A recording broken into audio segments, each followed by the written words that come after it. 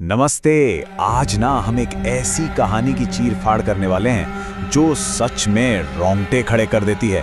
चलिए देखते हैं कि कैसे ये कहानी धीरे धीरे डर और सस्पेंस का एक ऐसा जाल बुनती है जिससे निकलना नामुमकिन सा लगता है। तो चलिए सबसे पहले एक सवाल सोचिए। एक घनी अंधेरी तूफानी रात है और कोई अनजान मदद के लिए हाथ बढ़ाता है। क्या उस पर भरोसा करेंगे? हमारी कहानी का जो हीरो है रघु, वो बिल्कुल इसी कश्मकश में फंसा हुआ है। तो कहानी का पहला हिस्सा शुरू होता है यहाँ से, एक मुसाफिर जो तूफान में फंस गया है। और यहीं से रघु की उस भयानक रात की शुरुआत होती है जब वो एक जानलेवा तूफान के बीचों बीच बिल्कुल अकेला है। कहानी की शुरुआत ही एक बहुत भयानक माहौल से होती है। सोचिए, आसमान का रंग राख जैसा, हवा जैसे थम सी गई हो। ये लाइनें सिर्फ मौसम के बारे में नहीं बता रही, नहीं, ये तो आने वाले खतरे का एक इशारा है। अब जरा रघु की हालत पर गौर कीजिए। मूसलाधार बारिश हो रही है, अपनी मंजिल कुसुमपुर से वो मीलों दूर है और एक अनजान रास्ते पर खो चुका है। हालत इतनी खराब है कि अपनी साइकिल को कीचड़ में घसीटना पड़ रहा है। मतलब वो पूरी तरह से लाचार है, अकेला, और उसे सिर्फ एक चीज चाहिए, कहीं भी सिर छिपाने की एक जगह। और ठीक इसी बेबसी के पल में जब वो हार मान चुका है, उस धुंधले अंधेरे से एक आवाज आती है। क्या आप रास्ता भटक गए हैं? ये आवाज है रतन की, एक ऐसा आदमी जो एक ही वक्त में एक फरिश्ता भी लग रहा है और एक खतरा भी। और बस यहीं पर कहानी का पहला और शायद सबसे जरूरी सुराग मिलता है। जैसे ही रतन उससे मिलता है, रघु को उस भीगी हवा में किसी जली हुई चीज की गंध आने लगती है। ये एक ऐसा अशुभ संकेत है जो मानो चीख चीख कर कह रहा हो कि यहाँ कुछ बहुत बहुत गलत होने वाला है।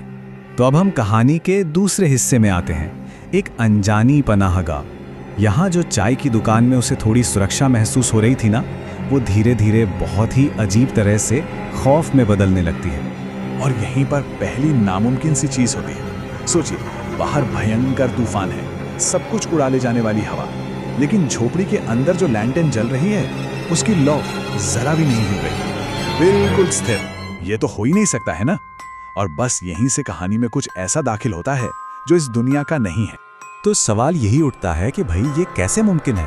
और ये सवाल सिर्फ हमारे मन में नहीं बल्कि रघु के दिमाग में भी घूम रहा है, जो अब धीरे धीरे डर और एक अजीब से कंफ्यूजन में घिरता जा रहा है। और फिर सामने आता है दूसरा सुराग, जो पहले से भी ज्यादा डरावना है।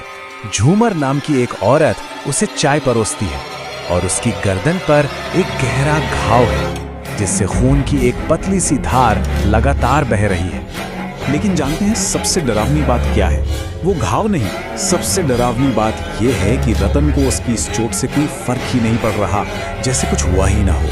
किरदारों का ये रिएक्शन उस बहते हुए खून से भी ज्यादा खौफनाक है। ये साफ साफ दिखाता है कि इस जगह की हकीकत कुछ और ही है। हॉरर की दुनिया में ना इस फीलिंग को अनकैनी कहते हैं। मतलब एक ऐसी बेचैनी वाली भावना जब कोई चीज जानी पहचानी तो लगती है, लेकिन फिर भी उसमें कुछ अजीब सा, कुछ गलत सा महसूस होता है। और इस झोपड़ी का पूरा माहौल इसी अनकैनी का एक परफेक्ट उदाहरण है। चलिए अब कहानी के क्लाइमैक्स पर चलते हैं, रतन की भयानक कहानी। यहाँ रतन एक ऐसी कहानी सुनाता है जो उस झोपड़ी में हो रही अजीब व गरीब घटनाओं का राज खोलने लगती है। ये कहानी है एक बेरहम कत्ल की। एक पति बाजार से जल्दी घर लौट आता है और अपनी पत्नी झूमर को उसके प्रेमी शंकर के साथ देख लेता है। गुस्से में पागल होकर वो अपनी पत्नी की गर्दन पर एक तेज धार चीज से वार करता है। फिर प्रेमी का गला छत से लटक रही रस्सी से घोंट देता है और आखिर में वो पूरी झोपड़ी को आग लगा देता है और खुद भी उन दोनों के साथ जलकर राख हो जाता है। यही वो भयानक राज है जो आज भी इस जगह पर एक साए की तरह मंडरा रहा है।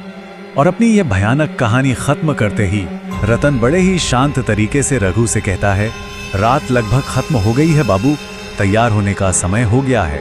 बस ये कुछ शब्द रघु को और हम सबको एक गहरे खौफ में डुबो देते हैं। तो अब कहानी आगे बढ़ती है सुबह की तरफ, या कहें सुबह के धोखे की तरफ। रघु ने जैसे तैसे रात काट ली है और वो उस झोपड़ी से निकल चुका है, जिससे एक झूठी, बिल्कुल झूठी तसल्ली का एहसास होता है। सुबह की पहली किरण के साथ ही रात का वो सारा खौफ एक बुरे सपने जैसा लगने लगता है। ये हॉरर कहानियों की एक बहुत ही पुरानी और असरदार तकनीक है, जहां कहानी सुनने वालों को थोड़ी राहत दी जाती है, बस उस आखिरी सबसे बड़े झटके से ठीक पहले।